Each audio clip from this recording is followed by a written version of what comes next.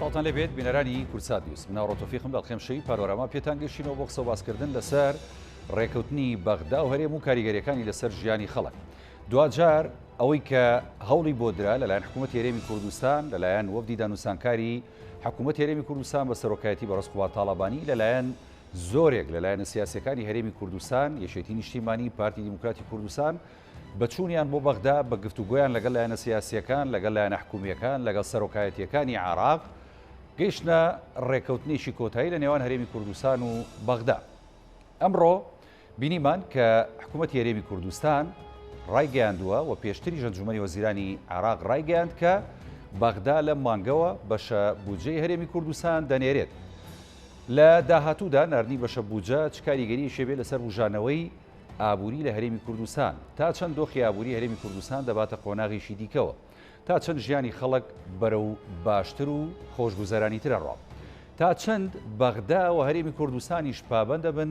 بە جێبەجێکردنی خاڵەکانی نێوان ڕێکەوتنەکەیان.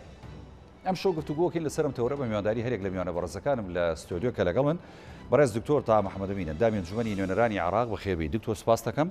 هەروەها بەڕێز کاگڕەوار محەممەد ئابووریناس کاگڕەوار جەنابیشتان بەخێر سپاسانەکەم. بەڵێ دکتۆر تاگەر لە جەنابتەوە دەست پێ بکەم. خۆشبەختانە دوای ماوەیەکی زۆر لە هاتوچۆ و گفتوگۆ و دانوستانی جدی لە نێوان هەرێمی کوردستان و عێراق یعنی تا بەرەنجامی ڕێکەوتنەکە خەریکە بەدیارەکەوێت ئەوی ژناردنی پشکی هەرێمی کوردستانە. ئەم ڕێکەوتنە لە ئێسادا کە دەچێتە بواری جێبەجێکردنەوە چ سوودێک بە هەرێمی کوردستان بە تایبەتی دەگەێنێت؟ بەتەشید ئەوەی کە گەڕێمە دقت بین مەسلەی سوود شتێکە کەوێتەوەی کە قازانجی خەڵکی زۆرتیایە هەم بەنسبەت ژیانی ڕۆژانی خەڵک و هەم بەنسبەت ئەوەی حکوومەت دەتوانێت دام دەستگەکانی بەردەوام بێت لە کارکردن لە خزمەتکردن. بەڵام ئایا ئەم ڕێکەوتنە چۆن دەستی پێکرد؟ هەدەفی لایەنەکان لایەنە کوردستانەکان با بڵێن چۆن بوو لە ڕێکەوتن لەگەڵ وەختای موقعیان چۆن بوو؟ ئەگەر ئێمە دقت بین وەکو یەکێتی نیشتیمانی کوردستان هەڵبەت مەسلەی ڕێکەوتن لە ئەجەندا و لە بەرنامەی یەکێتی نیشتیمانی کوردستان استراتیژ بووە. بەدەر لەوەی کە هەدەفە استراتیژ بووە، ینی استراتیژ بووە لەوەی کە ئیشی بۆ بکات چۆن بتوانێت قەناعەت بە لایەنە سونی و شیعەکان بکات، قەناعەت بە وڵاتانی هەرێمی و بڵێن جیهانی بکات بۆەوەی کە ئەم ڕێکەوتنە هەم لە قازانجی عێراقدا هەڵبەت ئەوانیش لەگەڵ ئەوان کە ڕێ بکەوین لەگەڵ حکوومەتی بەغدایە. بەڵام بەنسبەت یەکێتی نیشتیمانی کوردستان ئەمەی وەکو خاڵێکی استراتیژ وەرگرت کە چۆن بتوانێت دانوستان بکات، کە چۆن بتوانێت هەڵوێستی خۆی نەگۆڕێت لەمەڕ ڕێکەوتنەکەت، کە چۆن بتوانێت هەوڵ بات بۆی کە قەناعەت بەلایانی بەرامبەر بکات. ئەگەر دیقەت بین یعنی پرۆسەیەکی دوور و درێژ بوو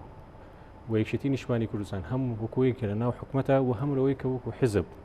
مەسەلەن ڕۆڵی بینیوە هاوکار و پاڵپشت بووە. بەتەشید لە ناو حکوومەتە هەڵە کاقوبات ڕۆڵی کاقوبات زۆر دیارە، ینی ئەوە لە سەرەتای پرۆسەکەەوە چەندین جار هاتوو بۆ وەفدی حکوومەت هاتوۆتە ناو بڵێن هاتوۆتە ناو پرۆسەکەەوە لەگەڵ لایەنی حکوومەتی بەغدا بڵێن دانوستانی کردو و گفتوگۆی کردو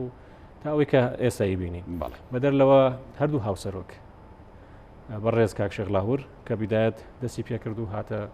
بەغدا و ئەویش ڕۆڵی خۆی کاریگەری خۆشی بڵێن دەست پێکرد لەسەر لایەنە شیعی و سونیەکان. بەدەر لەوەش بەڕێز کاک پاڤێڵ هاتە بەغدا هەمان بە هەمان شێوە ویشتوانی دانوستان لەگەڵ لایەنە شیعی و سونەکان کە ئەمانە هەمووی ئەگەر بێ ینی کۆی هەموو ئەم پرۆسێ سیرکەی نەتیجەکەی ئەوەی کە ئێستا ئیبینین. ئەم نەتیجەیە گرنگ ئەوەیە ینی وەکو جەنابە داماژەی پێکی کە استراتیژەکە بۆ دوورمەودایە یاخود ئەمەش هەر کاتیە بەڕاستی کاوڕێکە ئێمە بەس لە استراتیژەکەین یانی استراتیژ ئەوەی هەدەفێکی دوورمەودامان هەیە لێی ئەوە نییە بڵێن بۆی ئێمە لەم کێشە و لەم مشکلەی کە ئێستا تێکەوتو هەم حکوومەتی هەرێمە کۆمەڵانی خەڵک بەڕاستی چەندین بەرنامەمان کردو لەسەرەوەی بژێوی خەڵک چۆنە و ینی لەم زروفەی کە ئێستا ئیبینێت موچەخۆر بڵێن موچەی وەرناگەر و هەتا بەڵێ گوزەرانیان باش نیەوە تا ئێستش لێبڕین هەیە لە موچەکانیان. ئەمانە هەمووی بەڕاستی دوور تا نزیک کاریگەری لەسەر بژێوی ڕۆژانەی خەڵک داناوە. ئەمە لە لایەک و لە لایەک تریشەوە دام و دەستگا حکوومیەکان ڕاستی بە حکمی ئەوەی کە بڵێن باری دارایی باشنەوە نەشیان توانیوە ئەو خزمەت گوزاری کە پێویستەکە پێشەشی خەڵکی بکەن لە هەموو ڕێکەوە لە کەرتی تەندروستیەوە بگرە، لە کەرتی تربیەوە بگرە، لە کەرتی تعلیمی عالی بگرە. ئەمانە هەمووی هەر یەکە سەیری ئەو بابەتانە بکەی سیرەکەی یعنی بەپی پێویست نەبوو کە خەڵک لی ڕازی بێت بەدەر لەوەی کە مەسەلەی کۆرۆنا و ئەو کێشەی تەندروستانی کە دروست بۆ لە هەرێمە و لە عێراق و لە جیهانی ئەمانە یەکێک ئەوە بڵێن ئەوە دیارە کاگڕەوە ڕەنگە وردەکارەکانی بزانێت کە ئەمانە هەمووی کاریگەری زۆر سلبی هەبوو لەسەری بەڵام کۆی ئەم مەترسیانە وایە کە یشێتی هەڵی یاوە بێتەوی کاتە نقطەیەکی سراتی جوور لەگەڵ یا خطوە بە خطوە پشوو درێژ بێ لەگەڵ یا و لەگەڵ هەموو لایەنە شیعەکان بڕوات و سەر لە نوێ دەست پێ بکات و دانووسان دەست پێ بکەن و بیخاتە ناو یاسای موازنەی عێراقیەوە و وردە دەست پێ بکەن بەوەی کە لیجانی فەرعی و تەکنیکی دروستکان چۆن بتوان ئەم نەوتە تەسلیم بکەن ئەوان چۆن بە هەمان شێوە پارەکە نەقڵەکەن ئەمانە هەمووی وردەکارین ڕەنگە لەمەوەیە دەرەنجامێکی ئەرێنی هەبوو بۆ خەڵکی هەرێمی کوردستان بەگشتی ئەوەی تا ئێستا ئیبینین هەرچەند لە ناو کوردەواری هێڵێ من تا لە ناو گیرفانم نوێ پارەگە ڕەنگە من زۆر قەناعەت زۆر خەڵک واڵێنی بەڕاستی ئەو تا بڕۆ بخوێنەوە یا کە چیت خەڵکە دوێنیت یعنی لە تاوەکو کوجەنا بوتێت لە گیرفانمان نەبێەوە پارێڵم باوەڕی پێ ناکەم کێشەکە لەوایە لەبەرەوە ئەمانە سیاسە دەکەن لەوانەیە مەسلحەتیان بەنەوە لە نەوعەکان بۆ مەسلحەتی خۆیان ینی گۆڕانکاریی تیاابێ بەڵام ئەوی تا ئێستا هەیە لەخوا بەزای ینی باش هاتووە شڵە بزانین زۆر باشە دواتر دێمە سەر ئەوەی کە بۆ نمونە ئێمە لە عراق ئەم ساڵ نزیکە بینەوە لە هەڵبژاردن ئەمە تا چەند ڕۆڵیە بێ لەوەی کە ینی ڕێکەوتنەکە باشی جێبەجێ بکری یاخود لایانی بەغدا بە تایبەتی خۆی لێ بزێتەوە دواتر وەڵام بەرەسپاس دەکەم دکتۆر تابەڵە کاکڕبار محەممەد ینی جەناب دۆ کوابووری ناسێک لە ڕابردوو ینی دوورکەوتنەوەکی زۆرە بوو لە نێوان هەرێمی کوردستان و بەغداوە بەغدا هەمیشە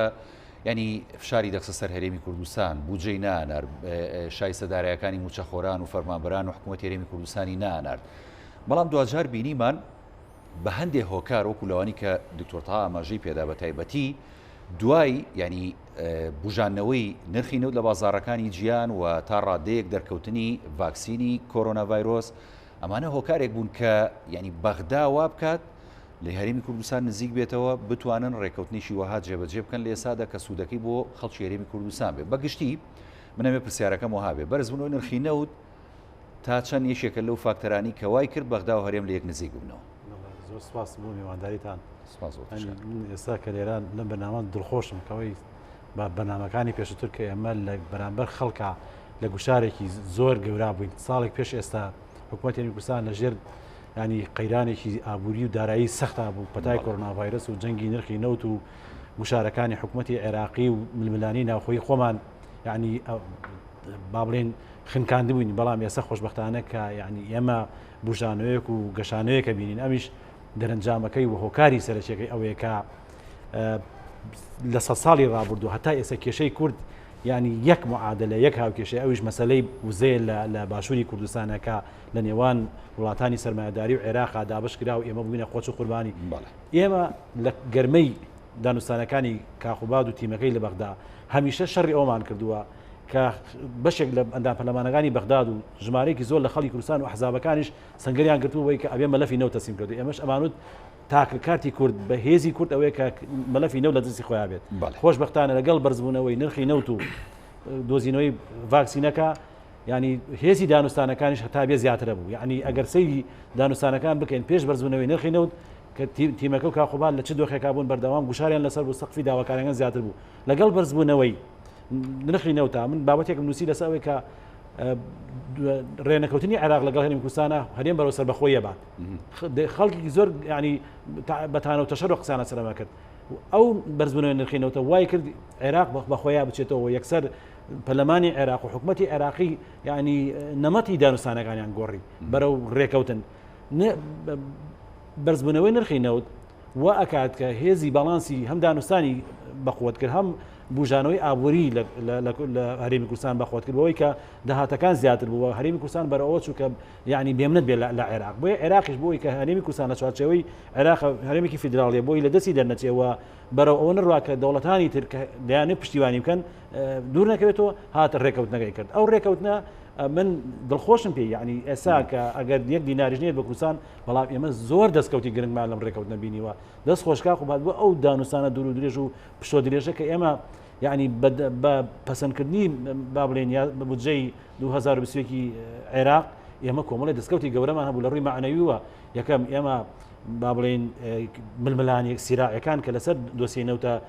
داخران و سڕکرانی لەوەی شکات سکاڵاکەی ژووری بازرگانی فەڕەنسی کە ئەگەر سەری بگرتە 25 میلیارد دلارە تورکیا وەرەگرت و بۆری نەوتی کوردستان هەر لە خاوور ئەبڕی تەواو کۆتایە هات کەواتە ئەو مەترسیانە ڕێی و نەتەوە ینی ئەو مەترسیانە سەر بوون تا ئێستا وەساون بەڵام یعنی ڕەوانشاد ماجللا ڕۆحی شاد بە هەمیشەی وت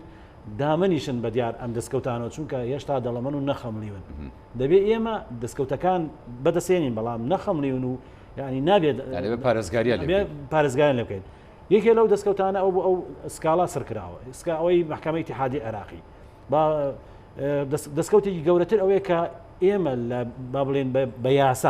بە یاسا مافە دەسووریەکانمان سلمێنرا کە ئێمە وەکو کورد بە پێی مادەی 112 مافی ئەومانێ مەلەفی نەوتی کوردستان لەگەڵ عێراق بە هاوسەنگی بەڕێوە بین و یەکێ لەو شتانش کە ئاماژەکانی دەرکردەوە وەڵامەشتانە چۆباری جێبەجێکردنەوە کە کۆمپانیایەکی هاوبەشت لە دەروی سۆمە دروست بکرێت ئەمانە هەمووی دەستکەوتی گرنگن ئەمانە هەمووی خاڵی گرنگن کە لە بەرژەوەندی هەرێمی کوردستانە بەڵام وەکو جەناب ئاماژەی پێدە ینی هەرێمی کوردستان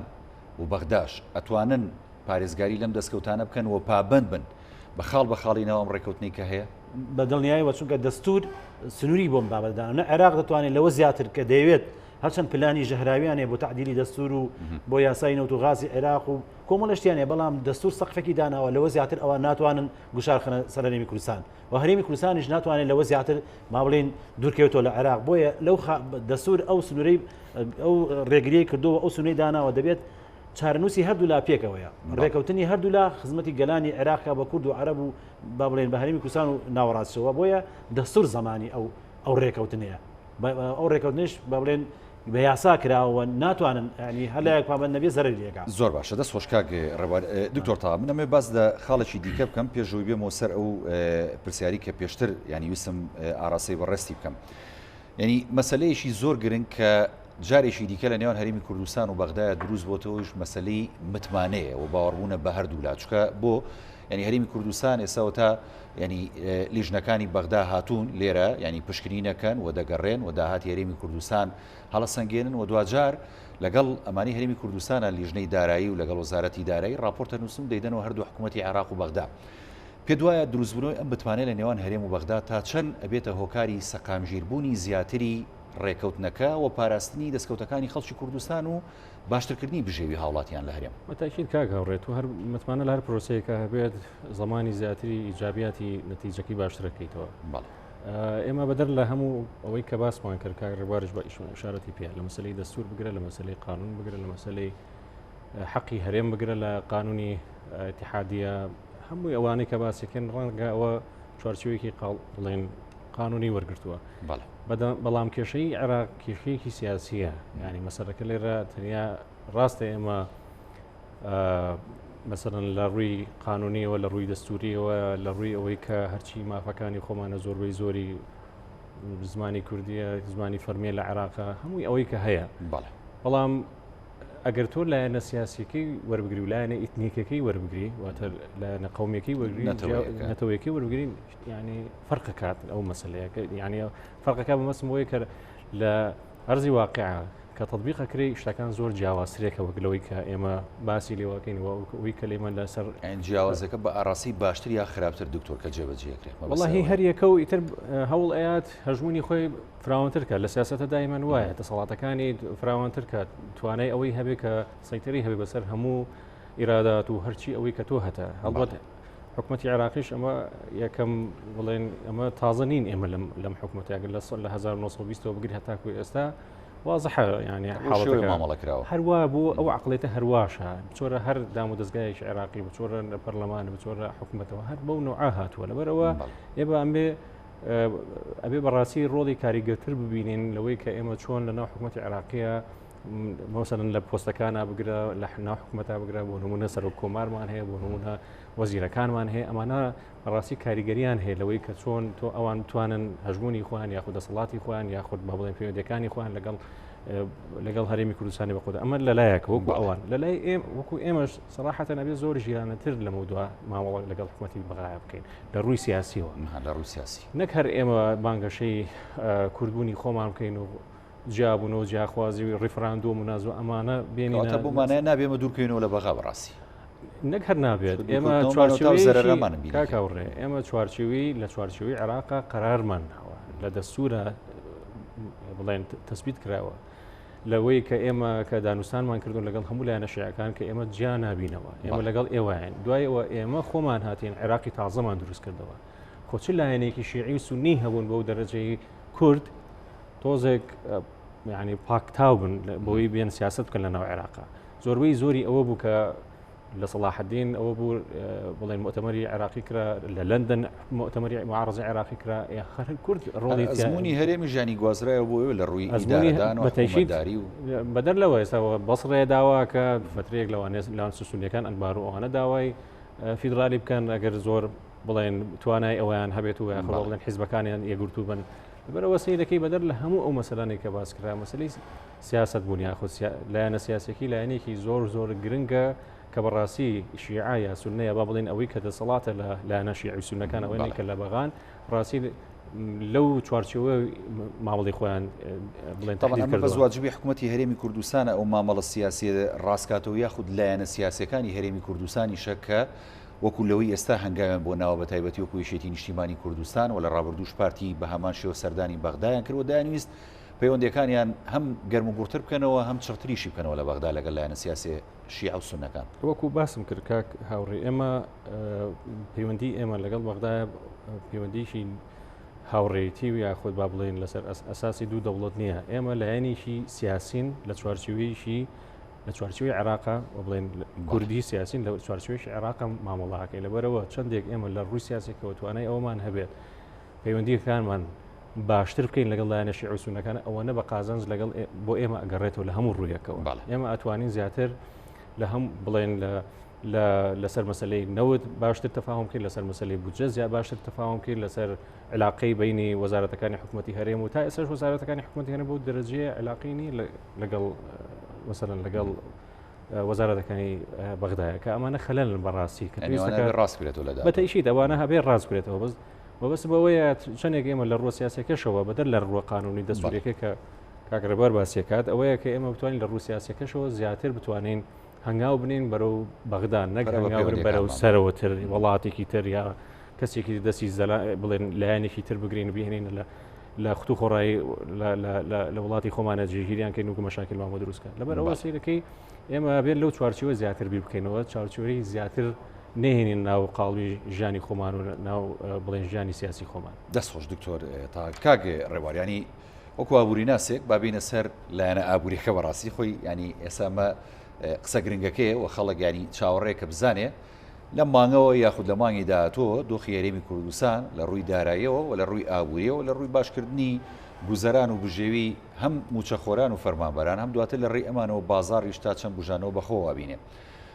ئێستا هەرێمی کوردستان نەوتی خۆی فرۆشێت و داهاتەکەی خۆشی دەسەکەوێت و داهاتی ناوخۆشی هەیە نیوە ئەم داهاتە دا بە بەغدا و بەغداژە سە بڕیاری داوە ماگانە 200 میلیارد دینار بنێرێت تا ئەو کاتێک کە راپۆرتی لیژنەکان تەواو دەبن و دەنێرێنەوە بۆ حکوومەتەکان بڕیاری کۆتایی بدرێ هەرێم بەو پارانەی کە دەستی یەکەوێت ئەگاتە چەند و ئەتوانێت دۆخی خۆی لە ڕووی داراییەوە باش کات تەنها لە ڕووی موچەنە لە هەموو ڕۆکانەوە لە ڕووی دارایی سەرەتا من دەمەوێت ئێمە قسە لەسەرەوە بکەین لەکوێ خاڵی لاوە زمانێت لەگەڵ بەغا و لەکوێ خاڵی بەهێز زمانەیە لە هاوکێشەیەکی ئابووری با بڵێن کۆمەڵایەتی سیاسی هەیە کاڵێ گەر ئابووری گەشەی کرد کۆمەلگاش پێشەکەوە کۆمەلگای پێشکە و سیاست بۆ خۆی ئەمەیە ئەگەر ئێمە ئەم ماوەی ڕابردووی چەند مانگە لە یەک بدەینەوە پێشتر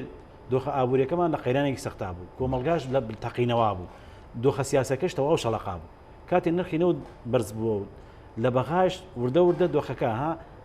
هێور بووە و گەیشتە ڕێکەوتن لە هەرێمیش ئێستا دۆخەکە بەرەو هێمنتر دەچێت کەواتە ئێمە نقطەی قووەتی ئێمە لەوەیە تا نرخی نەوت بەرز بێتەوە ئێمە نقطەی قووەتمان چ لە بەغا چ لە هەرێم زیاترەکات ئەمە خاڵێکە بە دەستی پێ بگرین باش ئەم خاڵش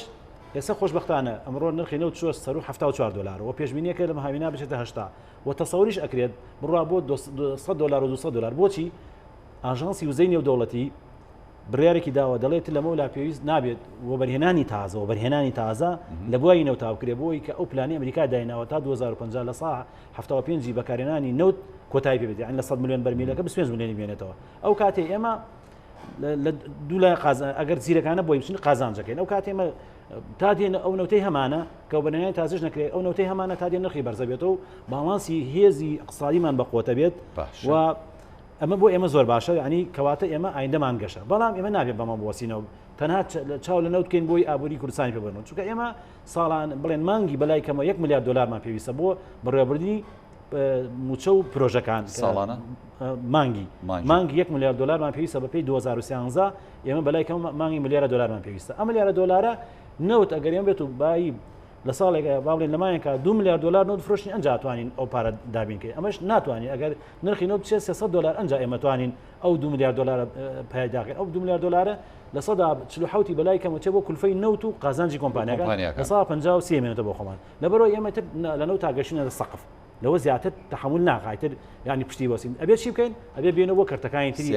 سێکتەرەکانی کشت و کاڵ و گەشت و گوزار و با بڵێن کانزاکان و بازرگانی و ئەوانەی تر بۆ نمونە ئێمە لە کوردستانە خاوەنی 2 ملیۆن دوونم زەوی کشت و کاڵی 1 ملیۆن و 130 دوونمی لە دۆخی ئاسایە کراوە بە چێنراوە 2 میلیۆن و تا 3 میلیۆن تن گەنم ئێمە بەرهەمهێنین لە دۆخی ئاسایە بەس بەداخۆی سەر بشۆ ساڵەیە لە 150 دابەزیەوە ئەگەر بێت و ئێمە 3 میلیۆن تن داهاتمانە بێت خۆمان 600 بۆ 800 هزار تنمان پێویستە ساڵ لە ساڵێکە خەڵکی گوسان ئەمەی تری هەم هەناردەیەکەیت داهاتێکی زۆرت بێت هەم ئەوەی کە لە گەنم دروستەکرێت ئەگەر بێمە بە پیشەسازی بکەین هەلیکار و داهاتێکی زۆر دەبێت بگەڕێنەوە بۆ کەرتەکانی تر بۆی چی بکەین ئەو نقطە قوەی کە هەمانە لە بەرامبەر بەغا ئەوەندەی بەقوتی کەین هەم قەیرانە ئابووریدارەکانی جیهان کە لە هەر قەیرانەکە دروستە بێت پتا بێت چ جەنگی نرخی نۆت بێت کاریگەریمان تێنەکە و هەم لە بەرامبەر بەغا و دراوسەکانشمان هەمیشە لە نقطەی قوابین بۆیە دەبێت ئێمە پەنا بۆین بە کەرتەکان هەر لەسەر ئەو دوو کەرتە و ئەو دوو سێکتەرە بە تایبەتی گەشت و گوزار و کشت و کاڵ یعنی خاڵەشی دیکە ئەم ڕێکەوتنە و نزیکبوونەوەی هەرێمی کوردستان و بەغدا ینی باشەکەی لەوەدایە بە پێی ڕای چاودێران کە باسی دەکەن ینی کردنەوەی بازارێکەوە دەواازەیەشی ترە بۆ هەرێمی کوردستان کە بەرهەمەکانی خۆی لەگەڵ بەغدا ساغ بکاتەوە یاخود لە باشوور و ناوەڕاست ساغی بکاتەوە تا چەند گرنگە ئێمە لەو ڕۆژەوە ینی هەر بایەغ نەدەین بۆی کەم ڕێکەوتنە لە بوارە دارایەکە لەگەڵ بەغدا جێبەجێ بکەین کە بەغدا چەندمان بۆ دەنێرێ بیر لەوە بکەینەوە کە ئەو خاڵانەی دیکە هەیە بە تایبەتی کردنەوەی ینی نێوانی هەرێمی کوردستان و باشوور و ناوەڕاست بۆ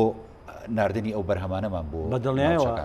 ئەم ساڵ ئێمە حکوومەتی عێراقی گەنم لە جوتیاران وەرەگرێت 2014 و 15 نەبێ هەموو پارەکان وەرگیراوە ئەمە جێگەی خۆشحاڵیەکە ئێمە زوتیارەکانمان لە هەرێمی کوردستان ئەو ئینتاجەی کە لە بواری گەنمایکەن بۆ نمونە لە بەرهەمەکانی تری کشت و کاڵایکەن لە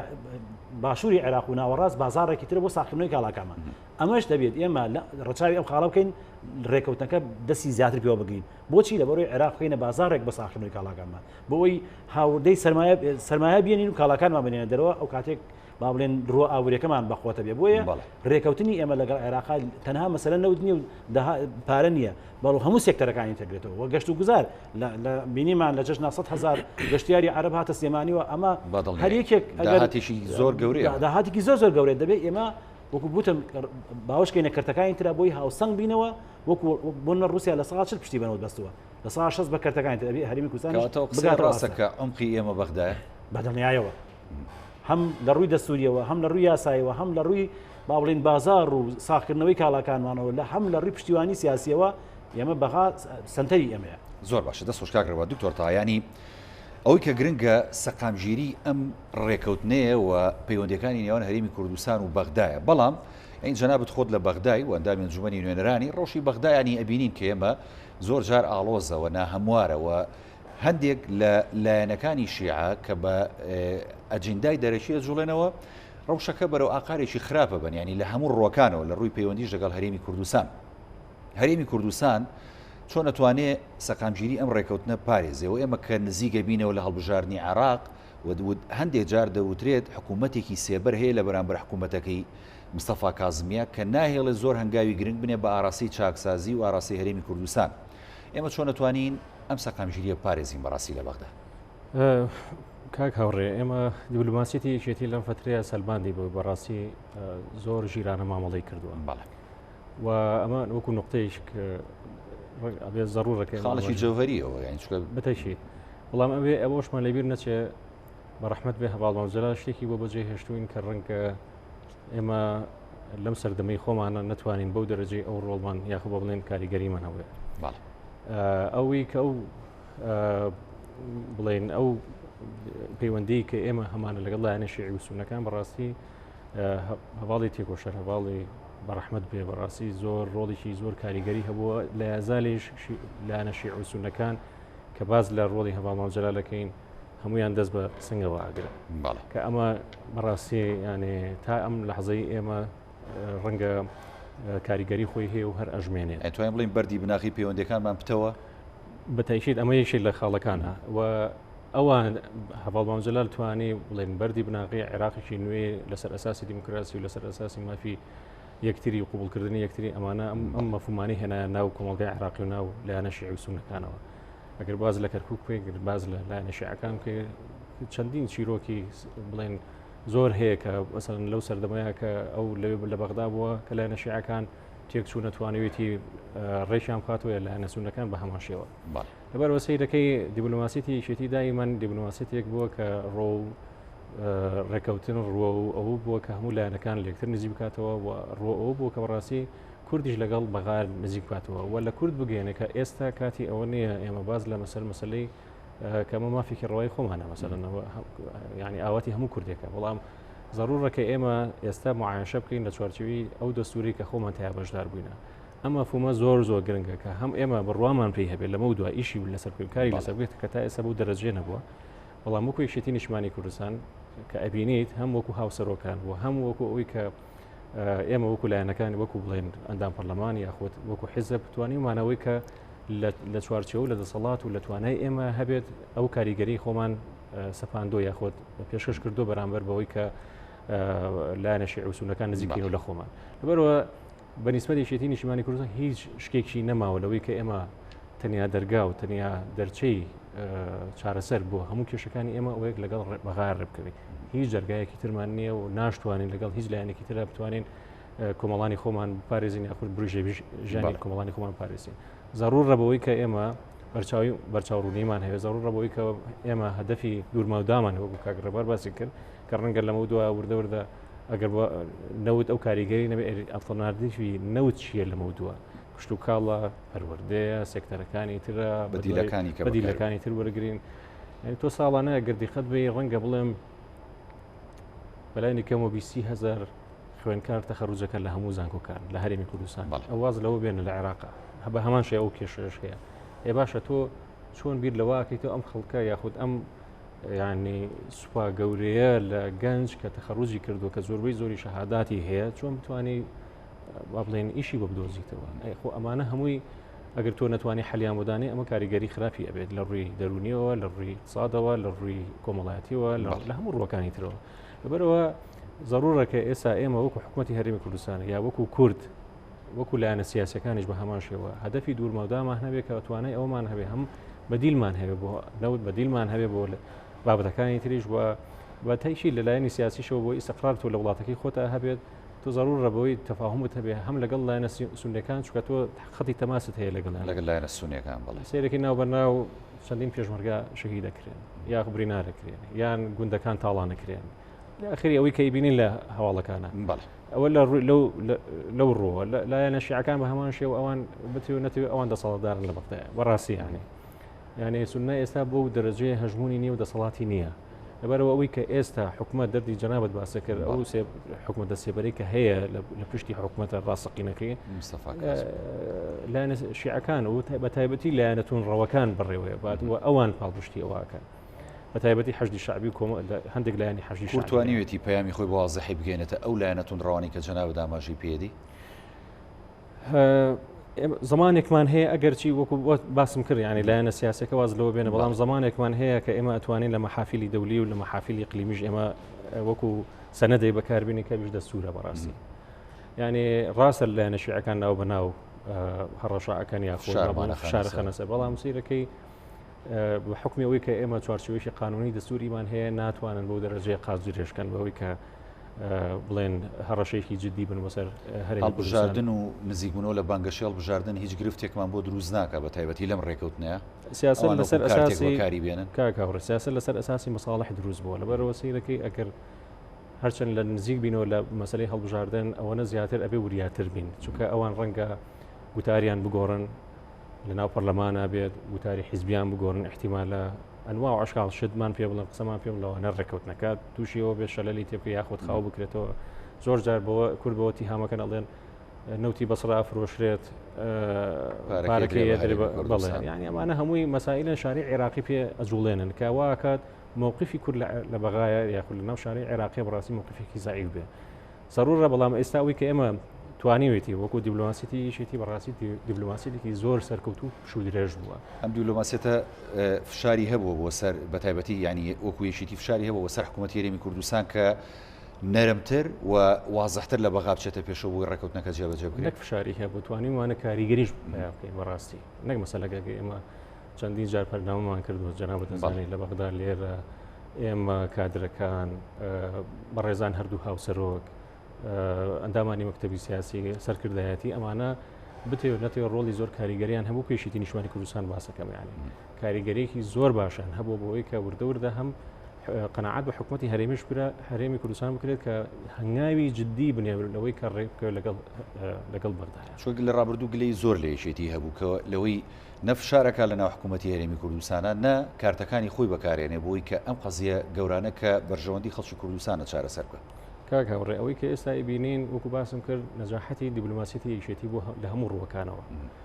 وامان کرد وا کراوە کە بڵێن هەم لەگەڵ لایەنەکانی ترە پارتی دیموکراتی کوردستانە لایەنەکانی تر قەناعەت پێ بکرێت زیاتر هەوڵ بدرێ بەوەی کە نزیک بینەوە لە بەغدا و هەم بەوەی کە وەکو لایەنی حیزبی خۆشمان مەسەلەن زیاتر پەیوەندیەکانمان لەگەڵ لایەنە شیوعی سوننەکانە بەخۆت کردووە هەر لە چوونی هەردوو هاوسەر و باسم کردیانێ کاک شەقلاهور بگرە هەمووی لەم دوایە کاک پاڤڵ کە چوەتە بەغدا بەڕاستی ئەمانە هەموو کاریگەری زۆر باشی هەبوو گەڕانەوەی قورسایی یەکێتی بۆ بەغدا بەتەشیت یعنی من چەندین جار ئەو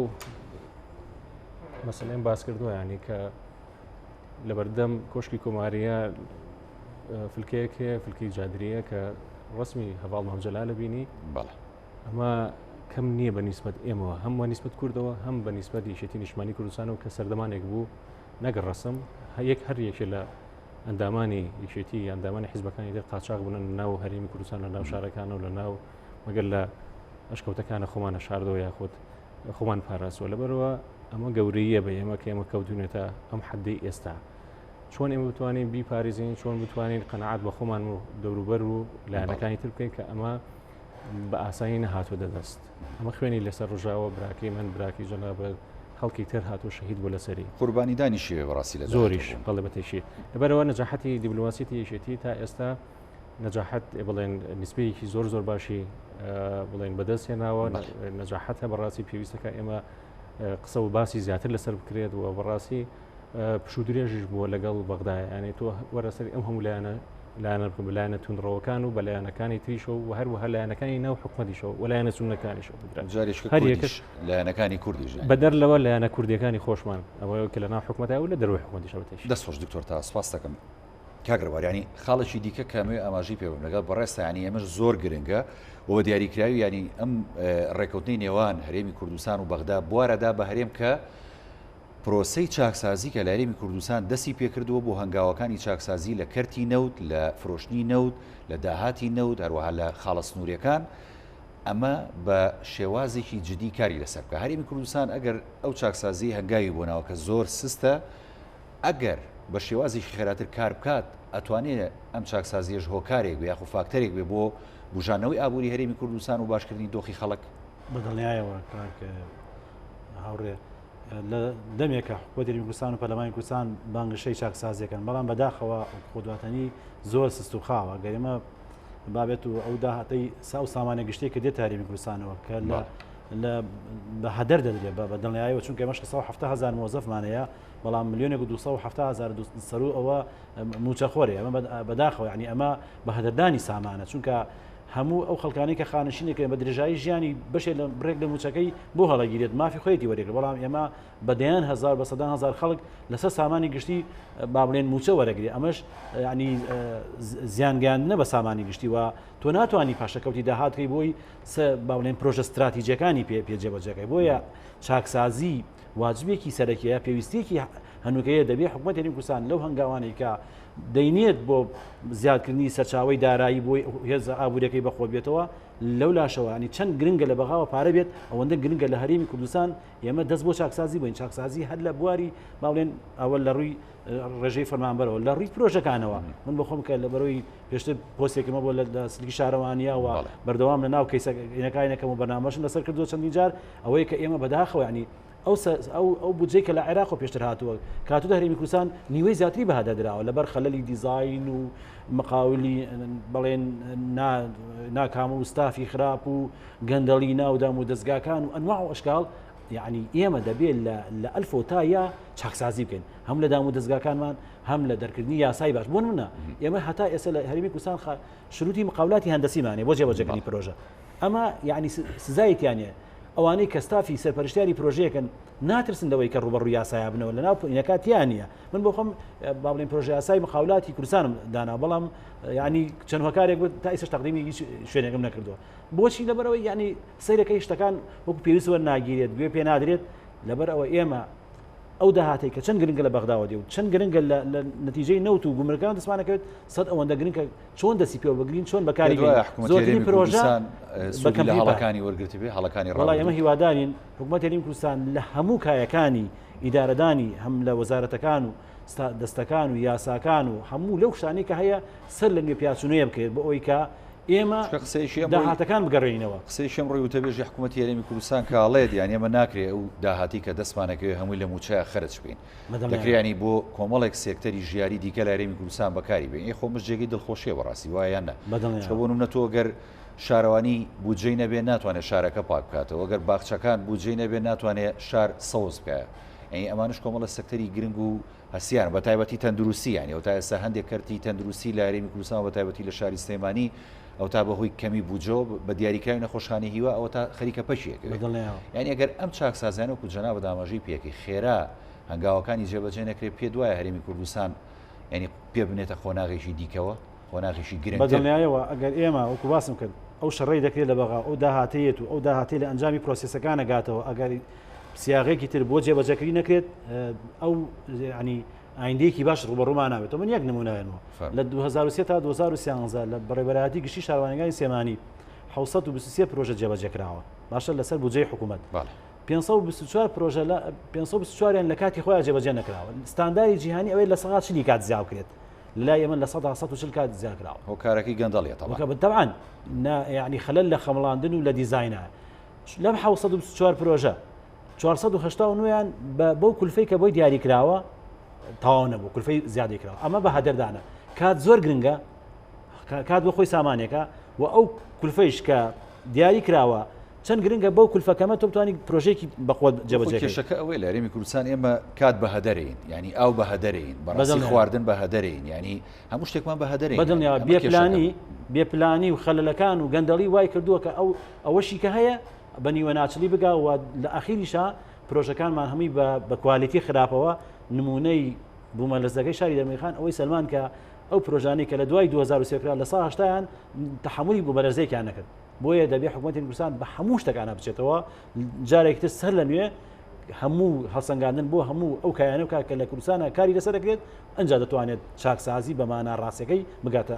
شوێنی خۆی ئێمە ینی قسەیەکیش بکەین بۆ حکوومەتی هەرێمی کوردستان و لانانی کە تایە بەشدار ینی ڕاستە لەم دۆخە قورسەشە و لەم قەیرانە قورسانی کە ڕوبەڕووی هەرێمی کوردستان بۆتەوە ینی کۆمەڵی هەنگاویکەی باش نراوە بۆ نمونە شەقامی 100 مەتری لە سلێمانی و دروستکردنی کۆمەڵێک سایلۆ و کۆمەڵێک نەخۆشخانە و کۆمەڵێک هەر نەخۆشخانەکانی سەردەمی کۆرۆنا بەڕاستیان ئەمانش خۆ ئەبێتە ژێرخانێکی باش بۆ کەرتی تەندروستی لە داهاتووە ئێگەرم هەنگاوانەش هاوتەری بێ لەگەڵ هەنگاوەکانی چاکسازی دیارێم بژانەوەیشی باش بە خۆمانەوە بینی لە داهاتووە بەدڵنیایەوە کار هاوڕێ ئێمە لە حرس و خۆشەویستیوە قسە ئەەکەین ناخۆ ئەگەر ئێمە سەری دوای ڕاپەڕینکەین و سەری ئێستا بکەین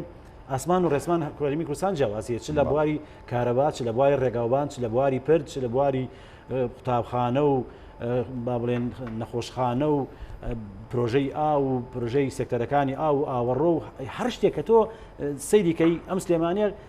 جاران ناو شەستێکا بوو ئێستا چەند قات بۆتەوە باش ئەمە هەمووی کولفە و بودجە بۆ تیا خەرج کراوە هەمووی دەستکەوت نییە بەڵام ئێمە دەمانەوێت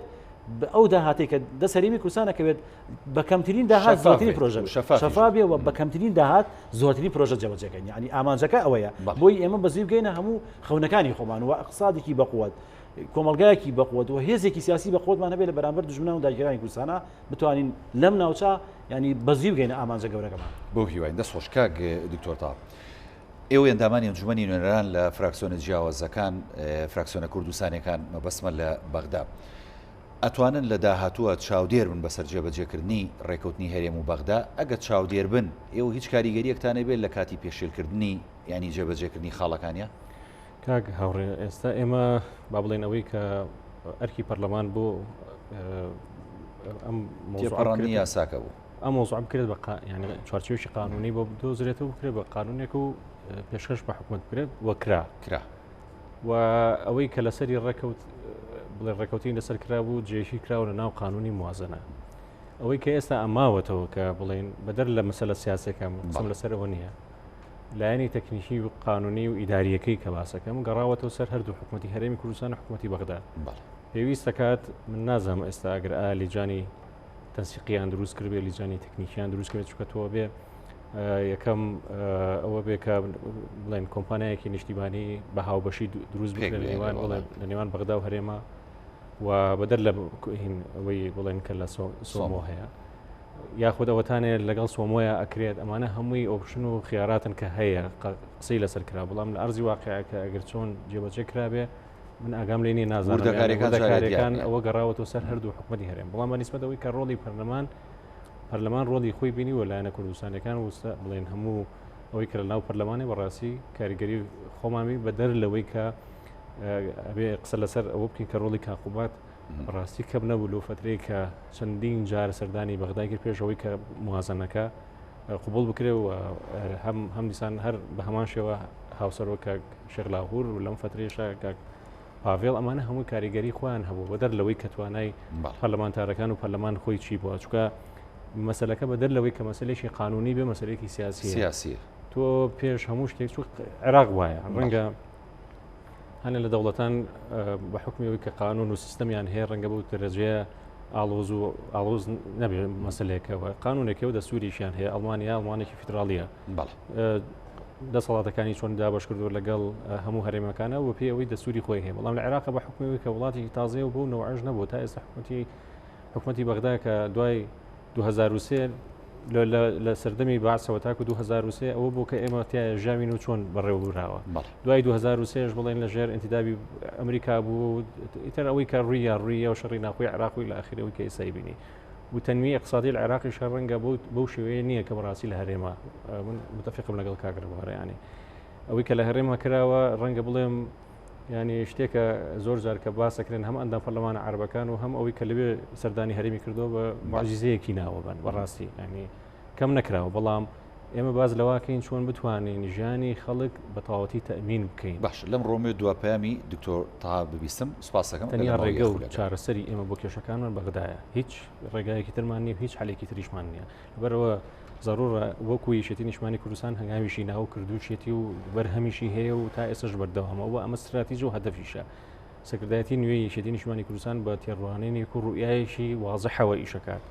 لەبەرەوە ئەمەمان لەبیر نەچووە کە حکومەتی بەغدا حکومەتی فیدرالی مرکزیە ئێمە لەو چوارچێوەین و لەو چوارچێوەی شەکەی دەستخۆش دکتۆر تا بەڵێ کاکی ڕێبوار محەممەد و کوابوونی ناسێک دو سەرنج و پەیامی خۆت مەڵێ لە ڕاستیدا ئێمە دەبێت هەمیشە چاومان لەسەر بەغدا بێت لە دوای 2023 تا ئێستا ئەوە سەلمێنرا کە جیاواز و عەقڵەتە شۆڤێنەی کە لە بەغا هەیە و نەیهێشت دەستور و خۆی جێبەجێکرێ بەڵام نەیانتوانی دەستور تعدیلکەن و نەیانتوانی مافەکانی هەرێمی کوردستان زەوتکەن و بەغدا نەیتوانی با بڵێن ئەو مافانە لە ئێمە وەرگێتەوە بەڵام هەڵەی سیاسی خۆمان هەڵەی استراتیژی خۆمان نیوەی خاکی کوردستانی لەدەستداین بەوەی کە دژاتی کۆمپانیا نەوتەکانی جیهانیمان کرد بۆیە دەبێت ئێمە هەمیشە چاومان لە بەغدا بێت و لەگەڵ بەغدا ڕێک بین و لە 2023 وەزارەی دیفاعی ئەمریکی توێژینەوەیکی کردووە دەڵێت کەرکووک خاکی کوردستانە و عەرەب و تورکمانی تیا دەبێت کورد لەگەڵ ڕێکەون ڕەوانشاد سەرۆکمەحەممەد هەمیشە دەوید ئێمە دەبێت دەساڵ بەشکەین لەگەڵ ئەوانە دەڵێ ئەبێ ئێوە چاوەڕێکن داوای گەڕانەوەی کەرکووک ئەو ناوچانەکەن تا ئێمە ئێران و تورکیا دەخێن بەلایەکە ئەم توێژینەوە یعنی مەفهوم مخالفەکە ئەوەیە کە بەغدا هیچ کاتێک مەترسی نییە بۆ سەر هەرێمی کوردستان و مەترسی نییە بۆ لە دەستدانی دەستکەوتەکان دەبێت ئێمە هەمیشە لەگەڵ ئەوانە ڕێک و تەبابین بۆی دەستکەوتەکانمان پارێزین سپاس بۆرێک لە بەڕێزان کاک ڕێبوار محەممەد ئابووری ناز سپاس بۆ دکتۆر تا محەممەدەمین ئەندامی ئەنجومەنی نوێرای عێراق لە فراکسیۆنی یەکێتی کە لە سودۆ لەگەڵ سپاسان دەکەم وەڵا بینەرانی بەڕێز هەڵقەیەم شەوی پانۆراماتان پێشکەش کرا خواتان لەگەڵ